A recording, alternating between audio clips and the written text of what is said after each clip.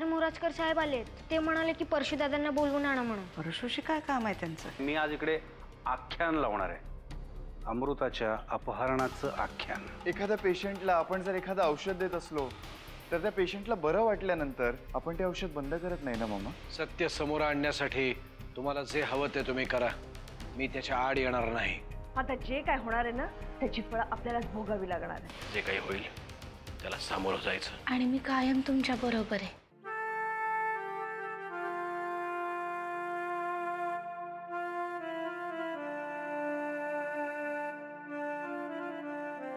अजून झोपली नाहीस? कशी झोप लागेल? विचार करून करून डोकं फुटायची पाळी आली आहे. ज्याने मला वाचवलं असं वाटत होतं तो परशू काकाच. तू ह्या सगळ्या गोष्टींचा विचार नको करू समजता. त्याने की असं कसं म्हणतेस तू? अल्टिमेटली मलाच तर या सगळ्या गोष्टींचा विचार करायचा आहे. आणि तसंही आता या सगळ्या गोष्टींचा विचार करण्यापलीकडे माझ्या आयुष्यात काय उरलंय? असं का म्हणतीये? तू आर्यनचा विचार कर. तुझ्या सुखी आयुष्याची स्वप्न रंगव ना. अमृता,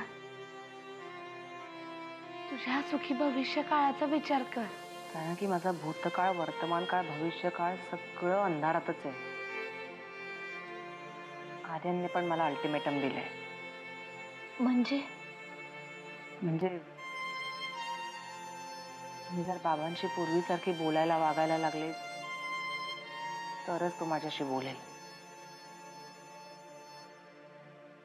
दरवेळी सोनारांनीच कान टोचले पाहिजेत का? अमृता, आम्ही तुला हेच सांगत होतो. म्हणजे तुलाही असंच वाटतंय की तो म्हणतोय ते बरोबर आहे? काय चूक आहे सांग ना मला. अमृता, तू सुद्धा तुझ्या मनाशी एकदा नीट विचार करून बघ. तुला खरंच एवढे दोषी वाटतात? 100% फक्त तेच दोषी आहेत. पण आता आर्यनसाठी का होईना, तुला त्यांच्याशी बोलावं तर लागेलच ना. मीही काहीही सांगितलं ना तरी मी त्यांना माफ करणार नाही.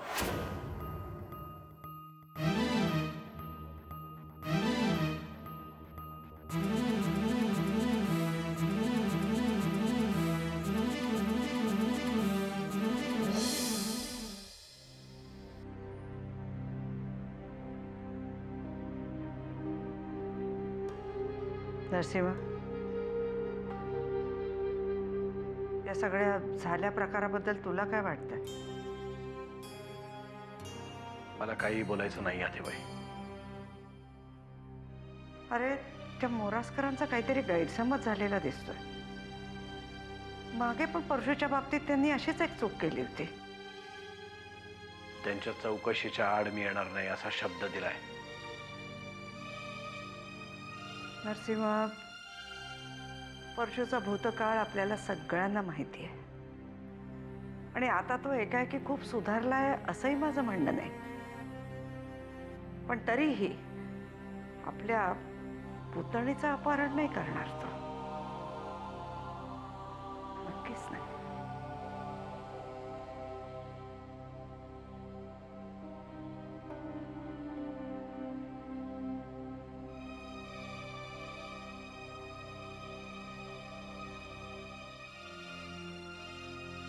मी वाढवलं त्याला. माझे संस्कार असे बांझोटे नाही ठरणार. तू काय म्हणतेस ते कळते मला आतेबाई, पण एक गोष्ट आहे जी नीतिमूल्य आणि संस्कारांच्या पलीकडची आहे, आणि ती आहे माणसाची वृत्ती, जी तो जन्मतः स्वतः बरोबर घेऊन येतो. कुठल्याही प्रकारचे संस्कार कोणाचाही मुलगा असला तरी काही फरक पडत नाही त्याने. म्हणजे तुला वाटतंय की हे सगळं परशूनीच केलं असेल म्हणून? नाही आतेबाई, मलाही असं वाटतंय हे खोटं ठरावं. कारण जर ते खरं ठरलं तर ते पचवण्याची ताकद माझ्यात नाही. तुझ्यात आहे. माझीही देवाजवळ प्रार्थना आहे. मला तो परशु हवाय ज्याने स्वतःच्या अंगावर वार झेलून अमृताला सोडवून आणली. मलाही असंच वाटतं आत्याबाई. आपण ही चौकशीच थांबवली तर? ही चौकशी कधीही थांबवू शकतो मी, पण तसं नाही करणार मी. कारण मला स्वतःच्याच नजरेत अजून उतरायचं नाही. अरे असं का म्हणतोस? कारण आत्याबाई, अमृतावर एकदा अन्याय केलाय मी. आता मला या चौकशीत ढवळाढवळ करावीशी नाही वाटत. जर परशु निर्दोष असेल तर आपोआपच सुटेल तो. आणि परशुच दोषी असेल तर?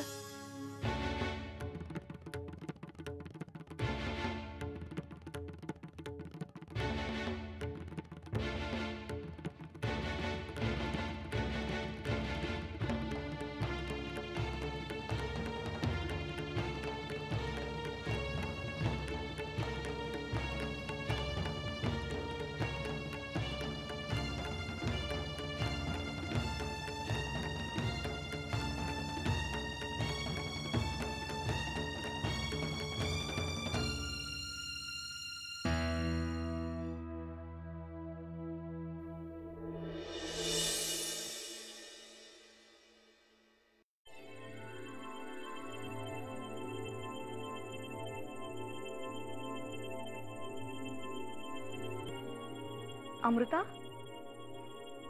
मला वाटलंच होतं तू जागी असणार, म्हणून तुझ्यासाठी गरम गरम कॉफी बनवून आणली. घे पटकन घे. थँक्यू. अगं, आभार काय मानायचे त्यात? बरं, आर्यन कसा आहे? मजेत. भेटतो रोज मला. तुला माहितीये, खरं तर तुमच्यात काय चाललंय हे सगळ्यात आधी मलाच माहिती होतं. तुम्हाला बाईकवरून जाताना पाहिलं ना, तेव्हाच. आठवतंय ना मला.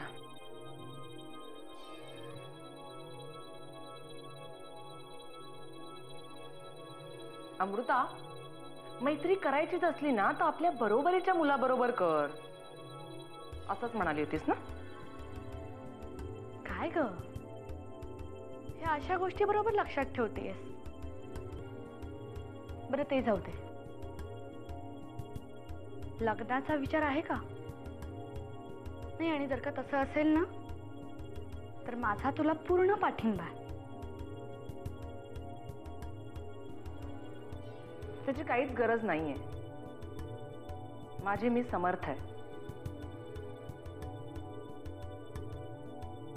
असं तुला वाटतंय ग, पण एकदा संकट यायला लागली ना की चारीही बाजूंनी येतात. मग आपली वाटणारी माणसं परकी व्हायला लागतात. पण काही झालं तरी माझा तुला पूर्ण पाठिंबा आहे.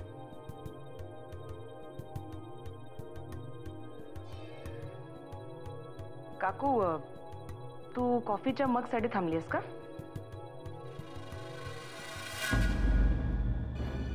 अमृता, तू माझा कितीही अपमान केलास ना तरी मला तुझी परिस्थिती माहिती आहे. तुझं लग्नाचं वय आहे, त्यात दोन्ही बाजूनी नकार. तुझी चिडचिड होणारच ना. एक मिनिट. तू जर बाबांच्या नकाराविषयी म्हणत असलीस ना तर मला त्याने काहीच फरक पडत नाही. नाही ग,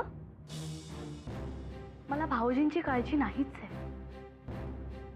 कारण मला माहिती आहे भाऊजी तुझ्या सुखासाठी नक्की परवानगी देतील. मला भीती वेगळीच वाटते, तुझ्या सो कॉल्ड आईची. ती तुझ्या लग्नात नक्की विघ्न आणेल. काकू, माझी कॉफी पिऊन झाली की मी मग आणून ठेवेन. तू गेलीस तरी चालेल. ठीक आहे, मी जाते. मला काय. पण हो, आर्यनला माझा एक निरोप सांग. त्याला म्हणावं, पुन्हा कधी कॉफी प्यायची लहर झाली ना तर तुला घेऊन जावं. उगाच मोलकर्णीला कशाला न्यायचं ना. आर्यन जानकी बरोबर कॉफी प्यायला गेला होता. मी माझ्या डोळ्यांनी पाहिलंय, म्हणून म्हटलं सगळ्यात आधी तुला सांगावं.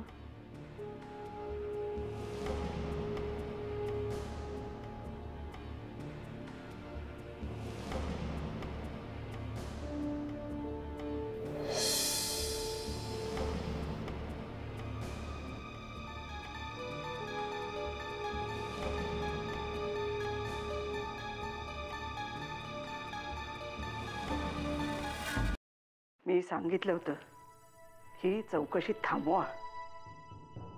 याने आपल्याला सगळ्यांना मनस्तापच होणार आहे. हा मोरासकर जेव्हा जेव्हा घरात आलाय तेव्हा तेव्हा फक्त दुःखच देऊन गेलेलं आहे.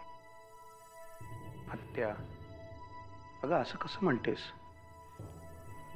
ह्या सगळ्या प्रकरणात त्या मोराजकरांचा काहीही वैयक्तिक फायदा नाहीये. आणि अमृता अपहरण प्रकरणात खरा दोषी कोण आहे, अपराधी कोण आहे, हे आपल्याला कळायला हवंय का नको? अरे पण मग खऱ्या अपराध्याला पकडा ना. परशुला का म्हणून? परशुला त्यांनी फक्त आणि फक्त चौकशीसाठी नेलंय. त्यांना अजूनही परशुबद्दल काही गोष्टी संशयास्पद वाटतात आत्या. अरे पण तो मोरासकर म्हणजे काय कोणी परमेश्वर आहे का? त्याला वाटलं म्हणून आपलं कुणालाही उचलून घेऊन जायचं? आत्या, असं नाहीये. मला नाही वाटत मोराजकरांचं काही चुकतंय. आणि परशु जर निर्दोष असेल तर त्याला खरंच काहीही होणार नाही. अरे ही अवस्था किती वाईट असते ते तुला नाही कळणार वामन. अपघातात एखादा माणूस दगावला तर ते सहन करायची शक्ती मिळते माणसाला. पण तो माणूस जखमी अवस्थेत राहिला तर त्याचं जगणं मरणं पाहणं फार कठीण होऊन जातं. आणि आता हे सहन करायची ताकद नाहीये माझ्यात. आत्या, तुला नक्की त्रास कशाचा होतोय? आपल्या परशुला अटक झाली याचा, का आपल्याच घरातलं कुणीतरी इतकं भयंकर कृत्य करू शकतं याचा? तेच तर सांगतेय ना, मोठी बिकट परिस्थिती आहे बाबा. काय करावं तेच कळत नाहीये. परशु जर दोषी ठरला तर पुढचं सगळं या घराला पचवणं फार फार कठीण जाणार आहे. काहीही होणार नाही, काहीही कठीण जाणार नाही. कारण जे पचवायला सगळ्यात जास्त कठीण होतं ना आत्या, ते या घराने पचवून झालंय. आता काही होणार नाही. आत्या, परशु निर्दोष असेल तर त्याला वाचवण्यासाठी आपण जीवाचं रान करूया. पण जर परशु दोषी असेल तर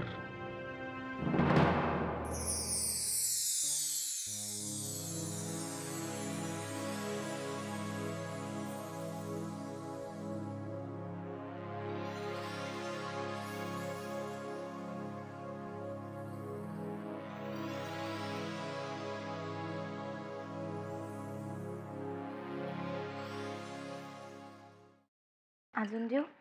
बस.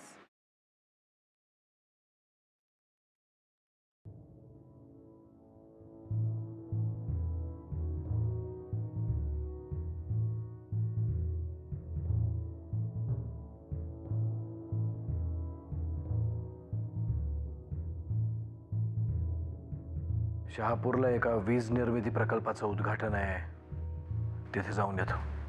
वाकनीस काका आहेत ना बरोबर? नाही, वाकनीस येत नाहीत माझ्याबरोबर. इथेही बरीच काम आहेत. 1.5-2 तासाचा प्रवास आहे. कार्यक्रम संपला की लगेच निघून येईन. येतो.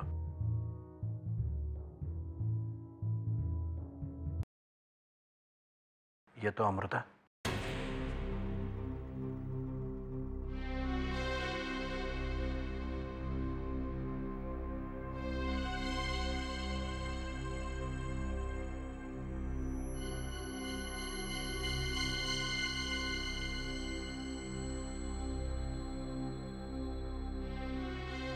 काय झालंय अमृता? नीट बोलली पण नाही त्यांच्याशी. बाहेर जात होते ना ते. असं नाही करू. काय झालंय?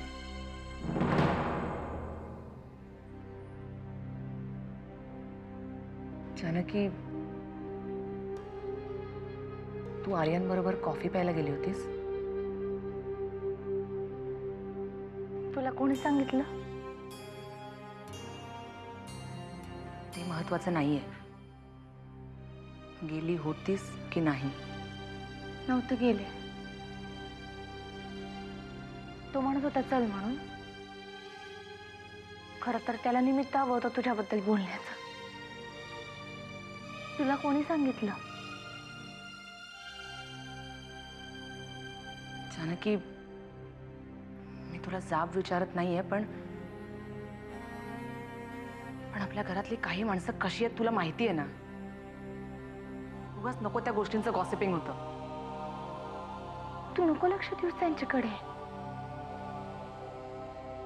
अगं दुसऱ्या कोणाच्या बाबतीत असतं ना तर मी दुर्लक्ष केलंही असतं,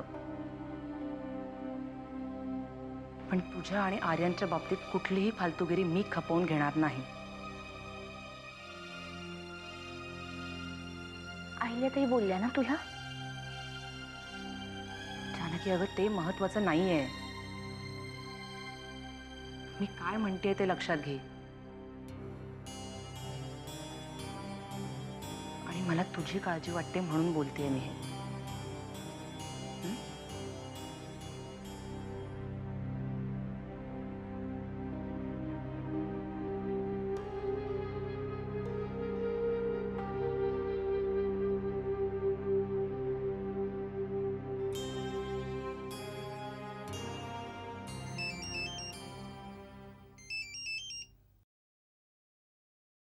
हॅलो.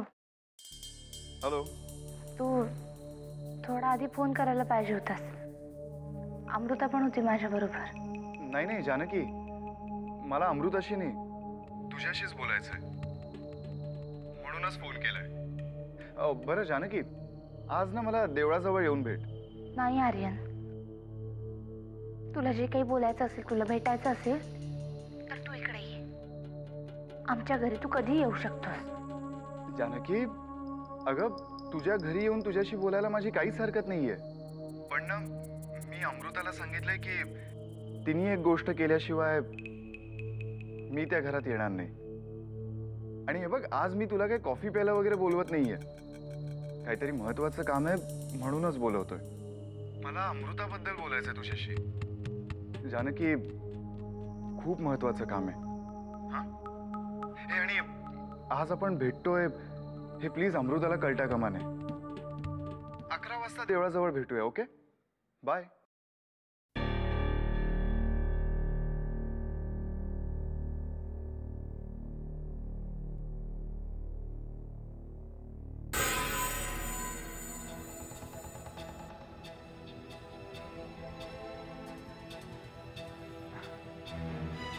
गुड मॉर्निंग मामा, कशी आहेस?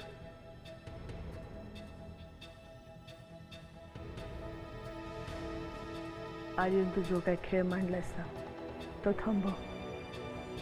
कसला खेळ मम्मा? काय बोलतेस तू? मला काही चांगलं माहिती आहे. तुला चांगलं माहिती मी काय बोलते. तुझं फोनवरचं बोलणं मी ऐकलेलं आहे. तुला असं वाटत असेल ना की तू अमृताशी लग्न करू शकतो, तर हा विचार डोक्यातनं काढून टाकते. अशक्य आहे. मम्मा, मी तुझ्यापासून कधीच कुठली गोष्ट लपवली नाहीये, आणि या प्रकारातही मी पुढे काय करणार आहे तुला चांगलंच माहिती. अमृताशी लग्न करून तू जर का नरसिंहाचा सूड उगवणार असलास ना तर ते मला चालणार नाही, कारण माझं वैर फक्त नरसिंहाशी आहे. मम्मा, तुला असं का वाटतंय की माझ्या डोक्यात काही ना काहीतरी चालूच आहे? आई आहे मी तुझी. मला फक्त एवढंच माहिती आहे की लग्न हा आयुष्यातला खूप मोठा निर्णय असतो. कुणावर तरी सूड उगवण्यासाठी त्याच्याशी नाती जोडली जात नाहीत. आणि जर तू तसा प्रयत्न केलास तर आयुष्यभर हे सगळं तुला भोगावं लागेल. आपल्या मुलाला सगळ्यात जास्त त्याची आई ओळखते असं मी ऐकलं होतं. आज ते प्रूव्हही झालं. तुला एक सांगू मामा, या जगातलं माझ्यासाठी सगळ्यात जवळचं नातं होतं ते म्हणजे माझ्या वडिलांबरोबरचं.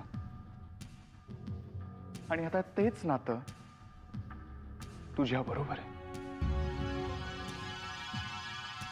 पण त्या हरामखोर नरसिंहानं याच नातेसंबंधांची माती केली आहे. हे बघ मामा, मी जे काय करतोय ते विचारपूर्वक करतोय. आणि मामा, राहिला प्रश्न माझ्या त्रासाचा, तर मामा त्याचीही तू काळजी करू नकोस. कारण ज्याला निखाऱ्यांवर झोपायची सवय असते ना, त्याला या असल्या चटक्यांनी ना काही फरक पडत नाही.